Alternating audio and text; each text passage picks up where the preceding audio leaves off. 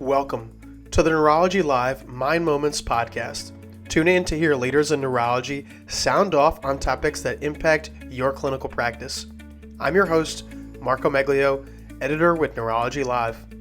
In this episode, Dr. Greg Pontone, Chief of Aging, Behavioral, and Cognitive Neurology at the University of Florida, joins us to discuss how cognition is affected in patients with Parkinson's disease and how clinicians can better recognize and manage these changes.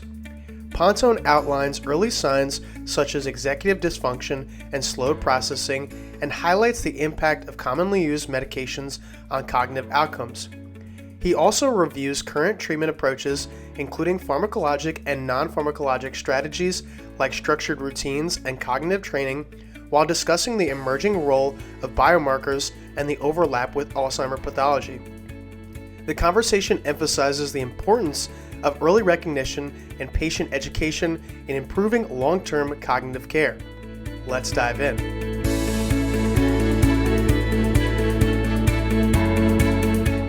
It's very variable. We've had patients who have a long course of Parkinson's with minimal cognitive impairment, and we have others that progress very quickly. The high estimates, so this would be a high estimate of how common mild cognitive changes are, is about 40% at the time of diagnosis. And these are usually in one cognitive domain. So for instance, the executive domain of cognitive function is the one that's most commonly affected in Parkinson's. And that's your ability to sort of organize, sequence, and plan. Another very commonly affected cognitive domain and a very early sign can be a slowing of the speed of processing of thought. And so sometimes we refer to this as bradiphrenia, just like bradykinesia is slowed movement. Bradiphrenia, we think, is slowed thought that sometimes happens in people with Parkinson's. Well, obviously, it affects I would say, a substantial amount of patients even earlier on, and then obviously continues to kind of get a little bit worse as their disease progresses.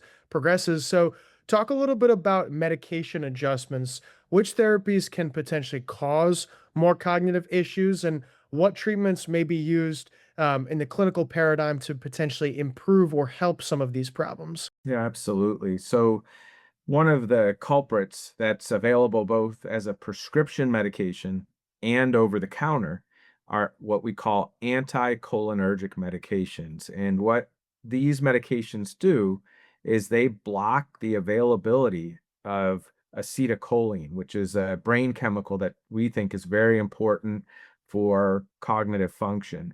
And these are also medications that are found, like I said, in over-the-counter preparations like Benadryl, so very common allergy medications. The generic name is diphenhydramine. And these, we think the Parkinson's brain is particularly vulnerable to these anticholinergic effects because it's already producing, on average, less acetylcholine. Another type of medication that fortunately is prescription only is benzodiazepine. So benzodiazepines, you've heard of these. They're I'll use brand names just because people are probably more familiar. Xanax, Ativan, Valium, things of those nature. They can worsen memory. So they are amnestic agents. They worsen memory. That's proven. And they can also decrease attention and alertness, just like the anticholinergic medications. And they're all of these types of medications, both the anticholinergic and benzodiazepine medications, are associated with increased risk of falls in addition to the cognitive side effect. So I'm curious from your perspective, how much do you kind of weigh some of the potential benefits versus some of the risks, and when is it too much on one side versus the other for that kind of thing? That's a great point. So many of the medications that we use have anticholinergic properties, and benzodiazepines are actually first-line treatments for many of the symptoms we see in people with Parkinson's. So for instance, clonazepam is a first-line treatment for the REM sleep behavior disorder that we see in Parkinson's. Anticholinergic medications are often used to control certain tremor, especially if it's not responsive to levodopa. And so I really think that there's two ways that we look at this. One is the demographic of the patient with Parkinson's. So if they're a younger earlier in the disease course type patient, they're more likely to tolerate these medications without problem. As the patient is older and has more advanced disease, that might be a different sort of computation of risk benefit. It's very interesting. And obviously, you guys have to kind of walk that fine line sometimes and decide whether it is worth it or not for some of these medications, depending on the patient and, what it looks like for them. Dr. Pontone, obviously we don't really have we've seen some uptick in therapeutic development over the last couple of years. We obviously the pipeline is very robust right now. We've had a couple of FDA approvals in the last few years or so, but we really haven't seen a lot that is directly impacted cognition for patients with Parkinson disease. So, talk a little bit about the conversations that are being had within the clinical community about how we could potentially improve cognition and what has actually been done over the last couple of years to really kind of make more of an effort to improve cognition for these patients. Yeah, that's a great point. So I think we're getting closer and closer to disease modifying treatments, but we're not quite there yet. There are some symptomatic treatments. They're actually carryovers right now from the Alzheimer's world, but they have good efficacy and proven efficacy in Parkinson's and Lewy body dementias. And so let's start with those.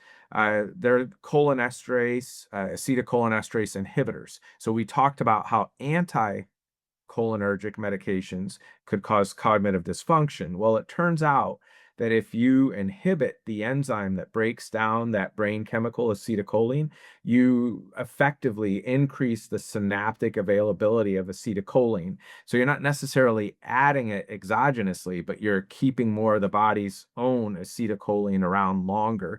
And there's at least 3 compounds in the United States that do this. So within that class, there's options. And once we see significant cognitive impairment, that's something that we often start. And then there's a second medication, again, a carryover from the Alzheimer's world called memantine. And that works by a different mechanism. It's basically an NMDA receptor antagonist. And it's thought that it works by decreasing an excitatory neurotransmitter called glutamate. And by doing so, it sort of preserves neuronal function, is the idea. And the reason it's important that these 2 different drugs have different mechanism is that they can be used in combination, and you'll have potentially a greater benefit than either alone. And so right now, that's the kind of FDA approved medications for cognitive impairment, and they're symptomatic. They probably slow decline very modestly. They don't necessarily improve cognitive function, and that's a important message for patients because it's very common that I'll start these medications and they're well tolerated, and then the patient will come back for their next visit and they'll tell me it didn't get any better. I still can't remember anything, so I stopped the medication. And I say, oh boy, we've got to do a better job of educating people that it's expected that you won't necessarily notice an improvement, but studies clearly show that over time there's a modest decrease in decline. And so that's an important message. Probably the more important thing, in terms of we talk about this concept of effect size, right, or bang for your buck, is actually things that patients can do by themselves without medication. And these are things like establishing routines and habits, right? Structured activities, cognitive training. And so let me talk a little bit about why routines and habits are so important, because they're actually a different type of memory. It's a procedural memory. So anytime you habituate something, you reduce the burden of performing the activity and the cognitive burden of initiating and performing the activity. And so oftentimes when people are diagnosed, and I've learned this from many of the great neurologists that I've had the great fortune to practice with, they always told me, if your patient has to use an assistive device, teach them before cognitive impairment becomes a problem, because they'll develop the habit, and then when things, begin to change, they'll have already a great skill with this device. And I think that goes to say, that things like apathy are a problem, where patients begin to initiate fewer and fewer activities on their own. But if their day is structured and they're in this routine, they flow from one activity to another, literally out of habit. And so, I can't overstate how important this is. And so this is something that in our support groups and our outreach seminars, we're really trying to get the message out to people about how impactful this can be. And the other kind of emerging intervention is what we call cognitive training. It's sort of a step out from cognitive rehabilitation that's been done for decades in stroke, and we're now applying it to chronic diseases like Parkinson's and Alzheimer's. We're going to take a quick break from our conversation with Dr. Pontone to keep you up to date on the latest developments in neurology. Welcome to the Neurology News Minute. Here's what you may have missed since our last episode. First, on April 16th, the FDA cleared Kala Health's Kick Plus wearable for the treatment of action hand tremor, inessential tremor, and postural and kinetic hand tremor symptoms in Parkinson's disease. This next-generation device, which builds on the Kala Kick platform, was cleared through the 510(k) pathway based on substantial equivalence to the prior device. Next up, days later, the FDA issued a complete response letter to Grace Therapeutics for GTX-104, an injectable formulation of nimodipine as a treatment for patients with aneurysm subarachnoid hemorrhage. The agency referenced items in the chemistry, manufacturing, and controls, as well as the non-clinical sections of the application.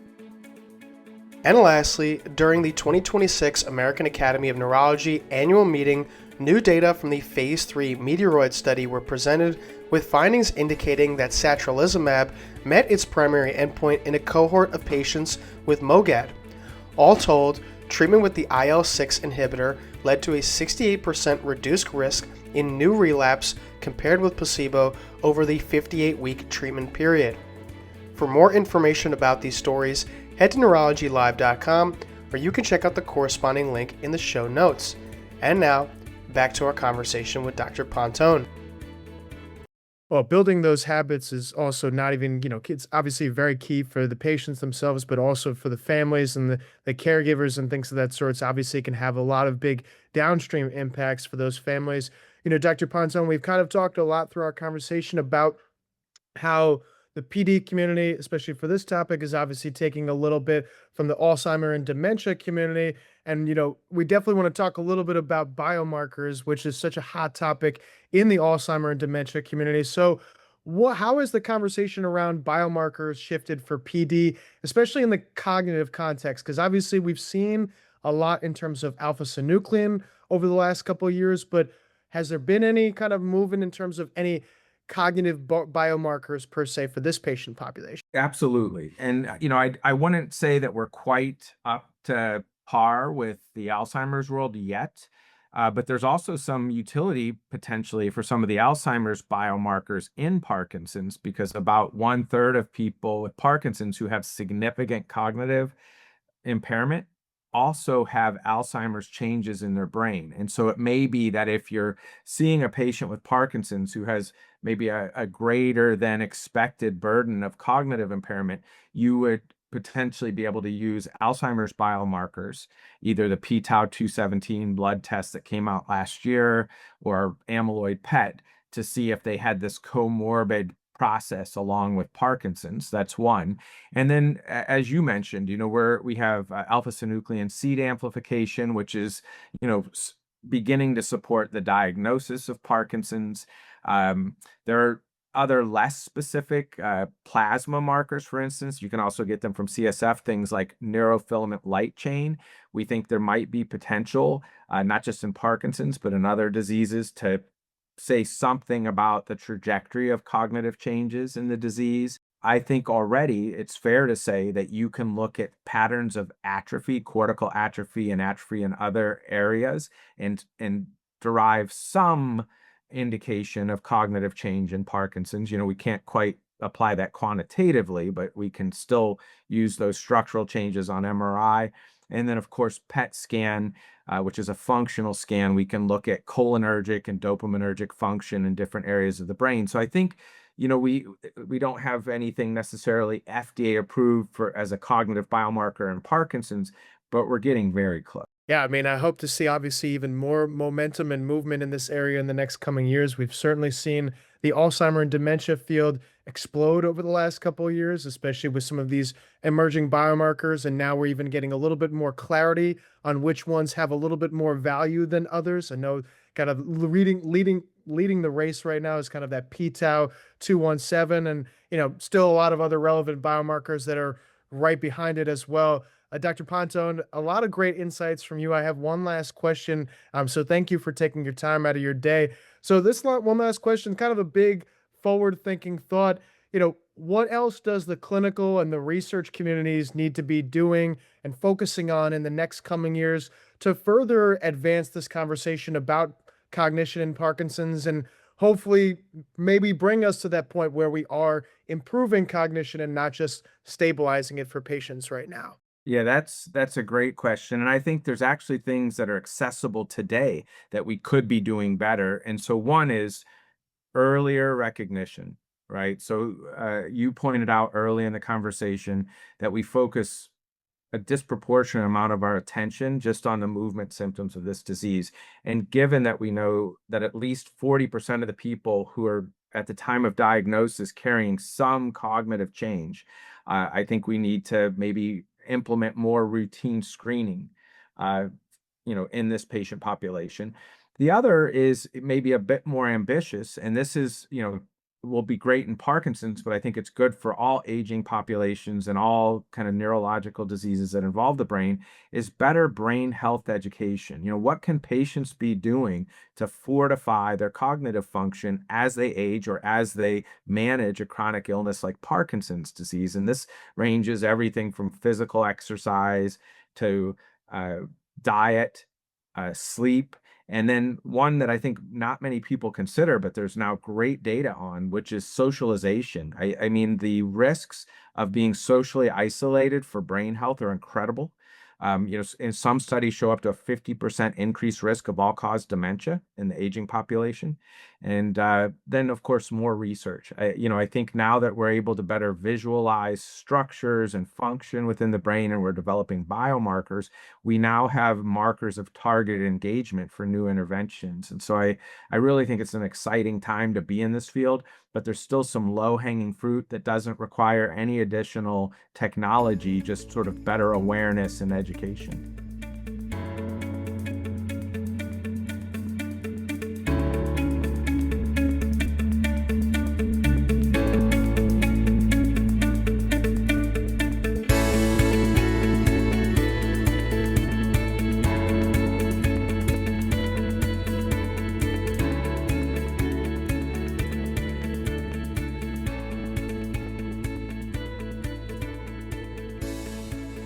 Thanks for listening to this episode of the Neurology Live Mind Moments podcast. To support the show, be sure to rate, review, and subscribe wherever you listen to podcasts. And as always, for more neurology news and expert-driven content, visit neurologylive.com.